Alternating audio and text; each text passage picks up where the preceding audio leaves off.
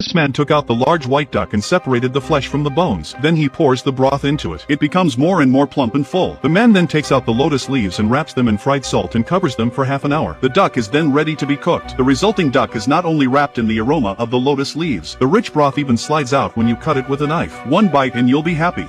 Although Roy's duck was a masterpiece, but his rival Jack's cooking skills were no exception either. First he cuts the foie gras into small pieces, then he wrapped it in caramel, with thin slices of pineapple underneath. He took out his muscat and roasted it, and then a scoop of strawberry ice cream. Finally, a slice of bread is placed on top. The foie gras will not only look great on the plate, it also tastes amazing. The judges decided that the two dishes were equally good. In the end, the judges had no choice but to. The winner was the beautifully presented foie gras, although Jack was the winner this time. But he soon found out he had won because his boss had bribed the judges. This incident gave Jack a taste of what it was like to cheat alone. He went outside to have a drink. Just then Roy came up to him after Jack's explanation, and they started to make peace with each other. To achieve real success, the two decided to join forces and form a team to beat all the culinary gods, to make the Chinese restaurant the best it could be. Afterwards, Roy and Jack teamed up and made it to the finals. As the competition began, the chefs from other countries were either making abalone or sushi. Only Roy and Jack were grinding beans, because they were making a famous Sichuan dish called mapo tofu. Although afterwards, their mapo tofu looked very ordinary, but in the end,